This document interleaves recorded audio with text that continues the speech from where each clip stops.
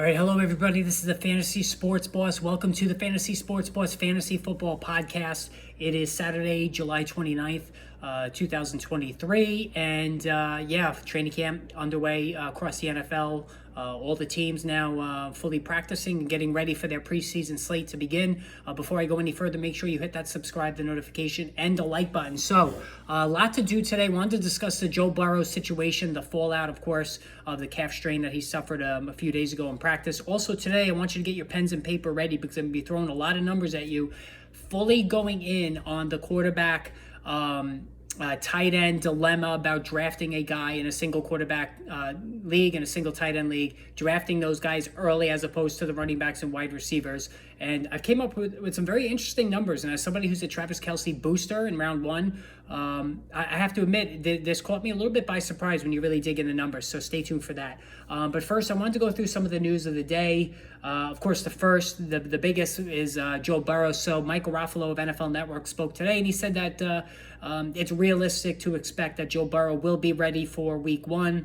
Of course, he suffered a calf strain. Very scary. It was one of those moments the other day. It was an oh shit moment in the fantasy football community where you pick up the phone and you dial your buddy, your best friend in your league, and you say, "Oh my God, did you hear what happened?" It was one of those moments when Burrow went down, non-contact injury. He went off on a cart. It looked awful. Looked like a torn ACL, torn Achilles. Memories of Jordy Nelson going down in preseason, Julian Edelman going down in preseason, flashed in the head of the fantasy football community. It looked ugly, but. Luckily, a calf strain, which is not an insignificant injury. He's not going to play at all this preseason. Don't count on it. Which is all well and good if you're gonna draft Joe Burrow. But certainly, week one is not guaranteed. Nobody's ready to say he'll be ready to go week one, which is a little bit concerning. So it's enough for me to bounce him behind Lamar Jackson, and as Jackson will become my QB4, Burrow will be my QB5. I'm not ready to put him behind Justin Fields. So just a slight deal there. Jamar Chase, I'm not bumping him behind Tyreek Hill or Cooper Kupp like many in the industry have, just by looking at Twitter, which I don't, I'm not ready to do that yet. The one thing I did do though is I switched him and Justin Jefferson. I had Chase as my wideout 1, Jefferson is my wideout 2. Flip those guys, so Jefferson now would be my pick if I had the option of picking between the two of them. But, perhaps the most concerning thing for me about all this is that this is the second time Burrow has suffered a calf injury. He tore up his knee a few years ago. He's been taking a lot of hits behind some truly awful offensive lines over the last couple of years. So you have to worry about the durability a little bit, and the fact that he was already wearing a sleeve on his calf and then he suffered yet another injury to that area is troubling. So a calf injury is a stubborn injury. It could take multiple weeks to recover from. Anybody who's strained or pulled a calf, which I have, it's very painful, and like I said, it could take a while. It could take more than a month to get over. So with 6 weeks to go before the start of the season, I don't think it's unrealistic to think that Burrow won't be able to play in week one. I still think he will. So I'm not going to downgrade Jamar Chase or T. Higgins or anybody associated with this offense just yet. I think ultimately he will be fine. So the other news item, which I posted a video about earlier today, is that Ezekiel Elliott is visiting the New England Patriots. If you're a Tony Pollard owner or a future owner, you plan to draft Tony Pollard, this is exactly what you want to see. You want Elliott far away from Dallas. Jerry Jones has been hinting all offseason that he's interested in possibly bringing Elliott back. And the one thing you could say about Elliott, he did well, is he rushed for 12 touchdowns last season. He was a good goal line back, no doubt about it. He was almost like Jamal Williams light. And that is a major threat to Tony Pollard's ascension to running back 1 if Elliott, were to go back to Dallas. Now, if Elliott goes to New England, I think this is less of a threat to Ramondre Stevenson than it would be if it was Leonard Fournette. Leonard Fournette is a great pass catcher, one of the best in the NFL, and in PPR leagues, that would really hurt Stevenson if he was the third down guy, and also there were rumblings he would be brought in to be the goal line back. If Elliott comes in, he would strictly be a guy to play a couple of series as Stevenson catches his wind. Being the goal line back is certainly within the realm of possibility, which will hurt Stevenson in standard leagues. It would drop him to a low-end running back 1. In PPR leagues, though, he would stay a mid running back 1 because Stevenson will then catch all the passes that he could handle, which is probably going to be 60-plus again this season. Elliott is not the pass catcher he was earlier in his career. He's lost some speed. He's lost some explosion, so he's not that kind of player anymore. But again, I'd rather have Elliott in New England if you're a Stevenson owner than Leonard Fournette. And if you're a Tony Pollard owner, even better. You just don't want to see Dallas now sign Leonard Fournette. So, Dalvin Cook is meeting with the Jets tomorrow. Nothing but love and roses coming from both sides about this. So Cook is going to sign with the team as long as it checks out whatever, his domestic issue, that story that came out last week. If the Jets are comfortable with that, they're going to bring him in, and that's going to knock Breece Hall to firm running back 2 value no matter what, and that's all there is to it, really. But both of those guys would then be fades for me. I wouldn't chase either one of them under that situation. So Deontay Johnson will return to practice. It was just dehydration when he went out the other day. Zay Flowers is sick. He'll be back for the Baltimore Ravens on Monday. He's the rookie receiver I like the best in fantasy this season. I do like him even more than Jordan Addison. I think Addison's the clear number 3 guy in Minnesota behind Justin Jefferson and TJ Hawkinson, whereas I think Zay Flowers could be the number 1 receiver, number 2 target behind Mark Andrews, and they could also use him on jet sweeps, handoffs, and whatnot. So I think Zay Flowers has a very fantasy-friendly profile that I'm willing to take a long, hard look at the draft. Speaking of the draft, one of my leagues, I had the drawing. I drew the number 2 spot. This is a 10-team PPR league. My other league's a 12-team PPR league. In my 10-team league, which I won last season, I now have the number 2 spot. And what the ironic thing about this is this drawing took place about 5 minutes before the news of Burrow came out. So I'm like, all right, great. Number 2, I'll get Jamar Chase or I'll get Justin Jefferson. And then, of course, this comes down about Burrow. And initially the thought was he tore his ACL, he tore his Achilles. He's going to be out for the season. And now I'm going to be sitting in this number 2 spot while the guy in front of me takes Jefferson, and then I'm screwed. I'm going to have to take, a guy I really don't truly want, because I wouldn't be excited to draft Cooper Kupp. I wouldn't be excited to draft Tyreek Hill, and I would not be excited to draft Austin Eckler or Christian McCaffrey. You could say, whoa, you're nuts. These guys are really productive. But as far as Hill and Kupp, they're attached to very injury-prone quarterbacks that could sink their value if they get hurt. And then as far as CMC and Eckler, they're aging backs who are coming off some massive workloads, and I'm concerned about them staying healthy. So, and I'm a big proponent about taking receivers early in drafts, but I want either Jefferson or Chase if I'm that early. So, like I think Burrow's going to be fine. I think Chase's value is going to be fine. So no issue there for me in terms of taking Chase if he's there for me, and all the signs, coming up in the next few weeks is that Burrow's going to be all right. All right, so the other thing I did, like I said, as far as getting your pens and paper handy, I really wanted to dive into last season's numbers on a per-game basis in a PPR league to take a look at the scoring numbers from the top guys in starting slots for the 2023 season. What I mean by that is in a single quarterback league, there's 12 starters to go around. In the running backs, at the running back position rather, you need 24 at least, not counting, not even taking into account the flex.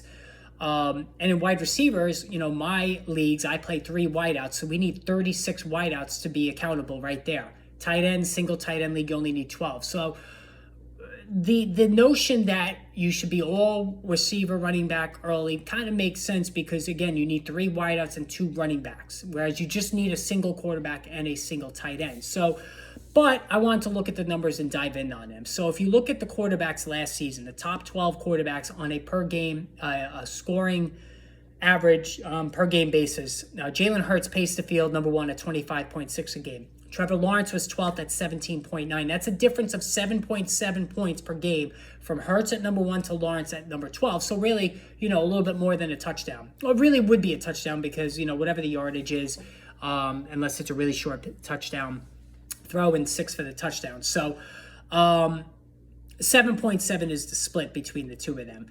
And here's the other thing that you have to take into account. Out of the top 12 quarterbacks last season, you had Justin Fields, who was not drafted as a top 12. You have Geno Smith, who was not drafted as a top 12. Daniel Jones was not drafted as a top 12. Tua Tagovailoa, not drafted as a top 12. And Trevor Lawrence, not drafted as a top 12. So 5 of the 12 guys last season that finished top 12 in average points per game were not drafted under that standing. They were later round picks, later round quarterbacks. All were drafted as backups. And that reveals, again, that you could really strike it rich, strike gold with quarterbacks who are nicely priced. And Geno Smith right now is going as QB 14, so he's still a tremendous value. Tua Tagovailoa, I believe the last time I looked, was like QB 13. Now Lawrence has come up, and Fields is top 5 right now, top 6 in ADP. But, you can find gems at this position. Now, you can do that at any position. There's no doubt about it. But when the quarterback goes off, it's definitely just as impactful, I would say, as a running back as opposed to a receiver. Because it's hard to find receivers off the waiver wire that'll put up big points during the season. It just doesn't happen fairly often. At running back, it certainly does when the handcuff comes in and does a good job. And at quarterback, it certainly does, as we saw last season. But we only play one quarterback in single quarterback leagues, which is the only leagues I play in. I don't play in Superflex. So 7.7 is a split there. Now, as far as let's just talk about the top 12 running backs. So Eckler was number one at 21.9. Aaron Jones was 12th at 14.6. All right. So that's a split of 7.3, not far behind the quarterback. So you could say, oh, look, the quarterback, the number is even higher at quarterback. So you should take the quarterback early, but you need to play two running backs, maybe three if you use the flex. If you stretch this out to the top 24 guys in average points per game last season, it went from 21.9 to 12.1.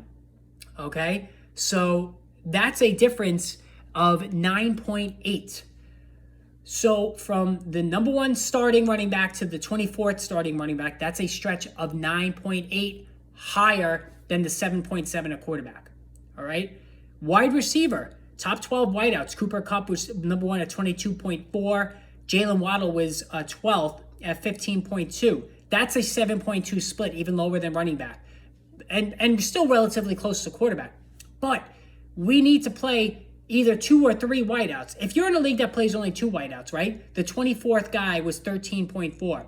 So from Kupp at 1, 22.4, to 24, which is 13.4, that was 9 points. Higher than the quarterback at 7.7. If you play three wideouts, which I do, or if you have two wideouts and a flex and you want to play a wideout in your flex spot, the 36th wideout last year was at 11.7. That's a 10.7 difference from Cooper Kupp at number one. All right, so from 1 to 24 at wideout, it's 9. From 1 to 36, it's 10.7. Both numbers higher than the split at quarterback from 1 to 12, which was 7.7. So theoretically, the better option is to fill your starting receivers and starting running backs before you even look at quarterback. So me, as somebody who really likes Trevor Lawrence, who really likes,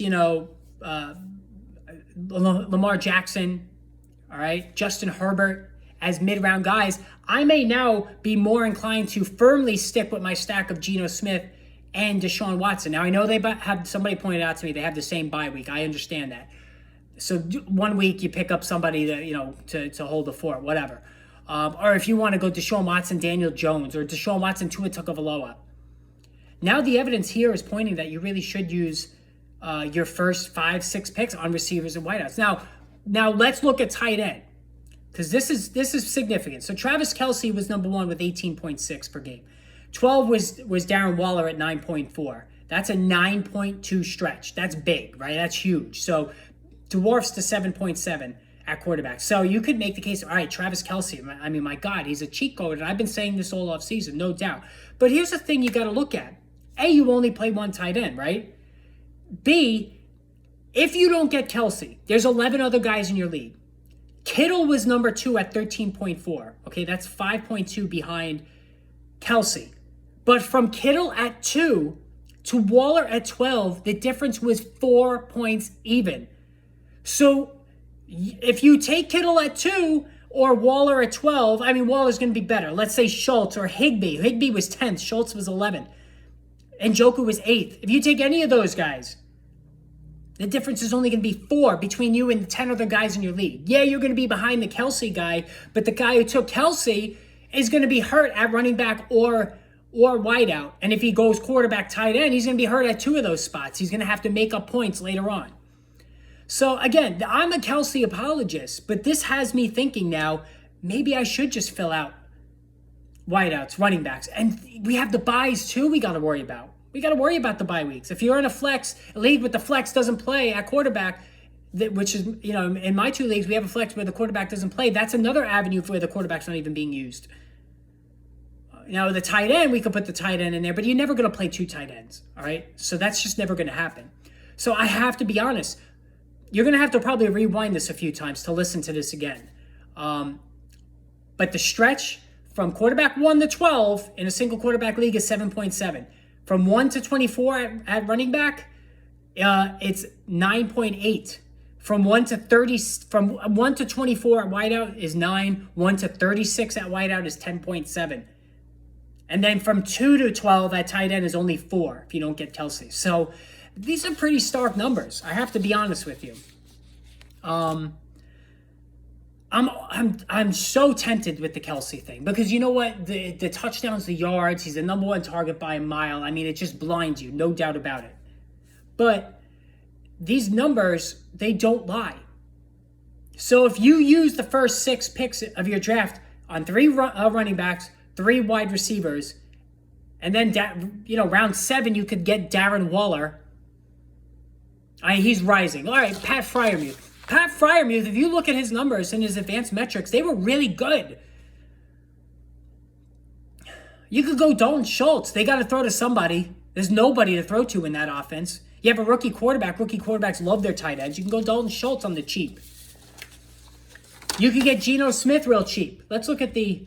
I'm curious what the quarterback numbers are right now for ADP. I know Deshaun Watson's starting to rise a little bit. Let me look at the tight end.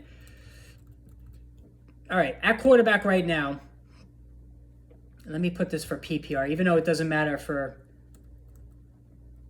quarterbacks. I want to have PPR with the overall rankings. So let me just set this real quick. All right, so, and I wonder, I know it's only been a few days, but I wonder if Burrow is now behind Lamar Jackson. All right, so right now at quarterback,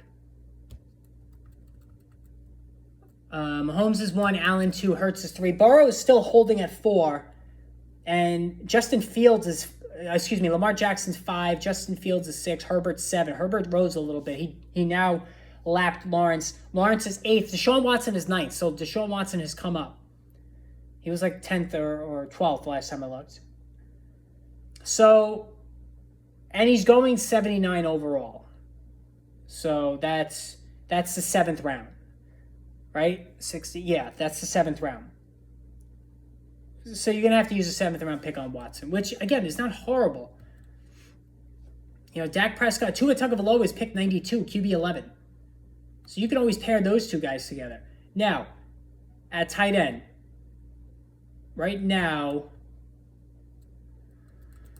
it's Kelsey, Andrews, Hawkinson, Kittle. Those are the clear top 4, no doubt. And then it's Pitts, tight end 5, which is just ridiculous. He's going over Waller, who's tight end 6. But Waller is number 69, so he's in round 6, towards the back of round 6. So, all right, even if you go the first 5 picks, running backs, wide receivers, and then you strike on Waller in round 6, or Goddard. Actually, Goddard is excuse me, I guess they didn't update this totally. Right now, Goddard is number 68, Waller is 69. So Goddard is tight end 6, Waller is tight end 7.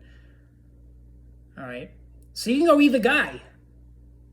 You can go either guy in round 6, and then you could take Watson in 7. Pat Freiermuth is tight end 9 at 93 overall. David Njoku is tight end 10 at 97. I really like Freiermuth. I think he's a great value, and he's at 93. Jeez. I really want. You know what? I've been getting killed about this for Deshaun Watson because he's just such a pig. I get it. I really want Trevor Lawrence, though. And he's going at 56 as QB 8, so it's going to cost me a 5th round pick. But I'm not going to use a tight end or a quarterback. So I'll look at it this way then. My first 4 picks for sure will be running back and wide receiver if I don't do the Kelsey thing, round 1. And then round 5 could go Lawrence. Round 6, Waller. And then fill out the rest. So that could work. I mean, it's just ridiculous. Geno Smith is QB 15.